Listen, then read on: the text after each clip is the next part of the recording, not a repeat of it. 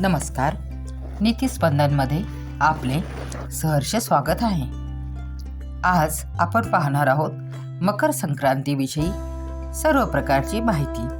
तर चला पाहूया, मकर संक्रांती 2026 मध्ये केव्हा आहे, पूजनाचा मुहूर्त काय, स्वरूप काय, कसे याविषयी पाहूया. मकर संक्रांतीचा पुण्यकाल दिनांक 14 जानेवारी 2026 रोजी दुपारी 3:06 सूर्यास्तापर्यंत आहे.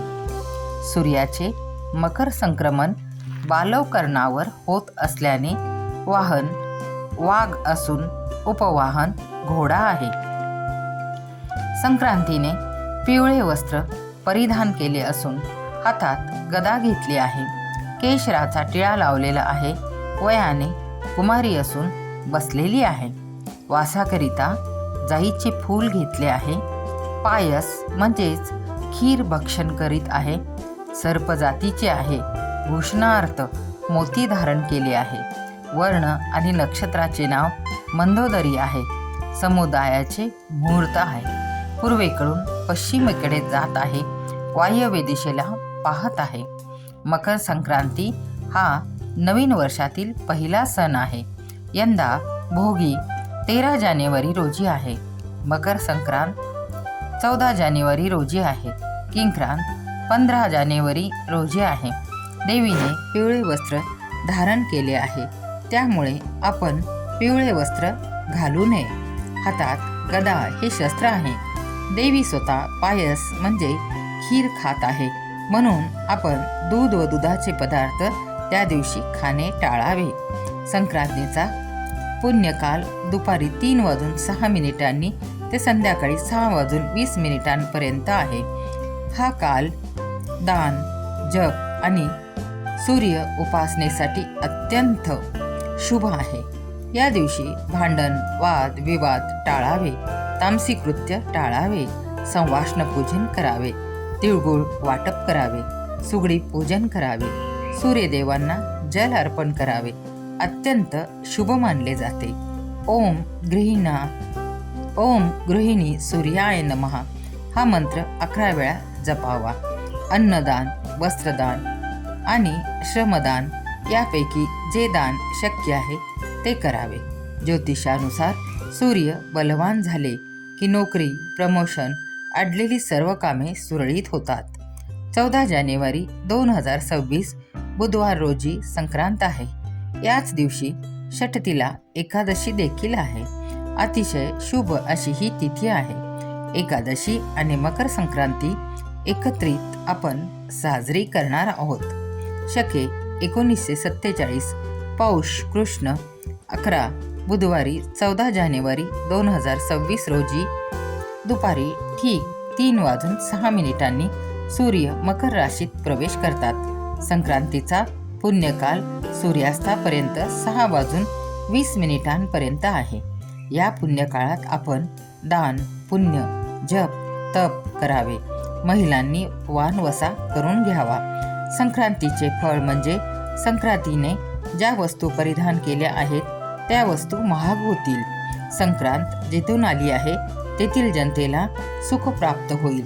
पर्व काळात द्यावयाचे दान, नवे भांडे, गाईला घास, अन्न, तिळपात्र, गूळ, तीळ, सोने, भूमी, गाय, वस्त्र, घोडा इत्यादी आपल्या यथाशक्ती प्रमाणे आपण दान द्यावे. महिलांचा हळदी कुंकवांचा, तिळगुळाचा कार्यक्रम रथसप्तमीपर्यंत चालतो. अशा प्रकारे तिळगुळ घ्या, गोड गोड बोला असे म्हणून तिळगुळ देऊन हा सण साजरा केला जातो. सोने, चांदी, डाळ, तांदूळ यांच्या दरामध्ये भाववाढ होण्याची शक्यता आहे. ब्राह्मणांना, याचकांना अन्नदान, वस्त्रदान, फळेदान, तिळगुळ, वस्त्र, गोग्रास अवश्य द्या. या दिवशी सत्यनारायणांची पूजा करू शकता. तीळ हवन करू शकता. या सर्व गोष्टी आपण आपल्या क्षमतेनुसार करू शकता. मकर संक्रांतीच्या काळात दात घासणे, वृक्ष तोडणे, गाई म्हशींची धार काढणे, कठोर शब्द बोलू नये, तामसी आहार करू नये, पवित्र नदीमध्ये स्नान करावे, गरम ओबदार कपडे दान करावे. मकर संक्रांतीच्या काळात सूर्य हा धनु राशीतून मकर राशीत प्रवेश करतो, ज्याला सूर्यदेवांचे उत्तरायण सुरू झाले असे म्हणतात. या काळामध्ये दिवस मोठा, रात्र लहान असते. धार्मिक उपाय: या दिवशी सकाळी तीळ मिश्रित पाण्याने स्नान करावे. सूर्यदेवांना जे अर्घ्य देतात त्यामध्ये जल, काळे तीळ, पुष्प, कुंकू टाकावे, त्यामुळे पितृदोष दूर होतो. लक्ष्मी प्राप्तीसाठी कवड्या आणाव्या. दुधाने धुवून एका वाटीत हळद घेऊन कवड्या ठेवाव्या. तिळाच्या तेलाचा दिवा लावावा. पूजन करावे. मुख्य दरवाजासमोर तुपाचा दिवा लावावा. तुळशीजवळ तुपाचा दिवा लावावा. पूजनानंतर या कवड्या तिजोरीत ठेवाव्या. भगवान श्री सूर्यदेव व श्री विष्णुदेव यांची सेवा करा, पूजा करा. आपल्या जीवनातील अंधकार नष्ट होईल. जीवनामध्ये सकारात्मकता येईल. मकर संक्रांतीच्या दिवशी भगवान सूर्यदेव मकर राशीत प्रवेश करतात आणि आपले पुत्र श्री शनी महाराज यांना ते भेटायला जातात, अशी आख्यायिका आहे. मकर संक्रांतीपासून उत्तरायण सुरू होते, म्हणजेच देवांचा दिवस सुरू होतो. या मकर संक्रांतीच्या दिवसापासून सूर्याचे उत्तरायण सुरू होते आणि उत्तरायणचा काळ हा अत्यंत शुभ मानला जातो. आपल्या जीवनातील अंधकार नष्ट करणारा असा हा दिवस आहे. त्यामुळेच मकर संक्रांतीच्या काळात जप, तप, दान, धर्म अवश्य करावे. या दिवशी जसे हळदी कुंकवाला महत्त्व आहे, तसेच महत्त्व सुगड पूजनाला देखील आहे. सुगड पूजन म्हणजे काय? तर या दिवसांमध्ये शेतामध्ये जी पिके निघतात ती सर्व घटामध्ये म्हणजेच मातीच्या मडक्यामध्ये भरून त्याची पूजा केली जाते. याला सुगडी पूजन किंवा खण म्हणतात. यात ऊसाचे तुकडे, गाजर, ढाळे, हरभरे, तीळ, गूळ, हळदी, कुंकू, ज्वारीचे कणीस, गव्हाचे कणीस इत्यादी भरतात. सुगड 2 प्रकारचे असतात, काळे व लाल प्रकारचे असतात. भोगीच्या दिवशी सुगड खरेदी करावे, तसे शक्य नसल्यास संक्रांतीला खरेदी करावे. सुगड खरेदीला जाताना घरून आपल्यासोबत हळदी, कुंकू, तीळ, गूळ, तांदूळ हे सोबत घेऊन जावे. सुगड तुटलेले, टवके उडालेले नसावे, अखंड असावे. सुगड खरेदी केल्यावर तेथेच हळदी कुंकू लावून पूजा करावी. त्यात तांदूळ, हळदी कुंकू, तिळगुळ घालून घरी आणावे. 5 सुगड व 1 पंथी असावी. काही जण 1 देवासाठी व 1 तुळशीसाठी असे 7 सुगड व 1 पंथी आणतात. हरभरा, गाजर, ऊस, तीळ, शेंगदाणे म्हणजे भुईमुगाच्या शेंगा, बोरे, तिळगुळ, हळदी कुंकू, गव्हाच्या लोंब्या, फुले इत्यादी साहित्य घ्यावे. पाट किंवा चौरंगावर नवे वस्त्र ठेवावे. त्यावर 5 सुगड सर्व साहित्य भरून मध्ये मातीची पंथी ठेवावी. सुगडाखाली तांदूळाचे आसन द्यावे. सर्वप्रथम सकाळी देवपूजा करावी. सूर्यदेवांना अर्घ्य द्यावे. अर्ध्यात तीळ असावे, पाणी असावे. नंतर पूजेच्या ठिकाणी दिवा लावा. दिव्याची पूजा करा. गणपती बाप्पांची पूजा करा. संकल्प करा. पूजा निर्विघ्नपणे पार पडावी म्हणून प्रार्थना करा. घरातील देवांना वसा द्यावा. तुळशीला नंतर वसा द्यावा. मंदिरमध्ये जाताना आपल्यासोबत 1 सुगड व पंथी घेऊन जावी.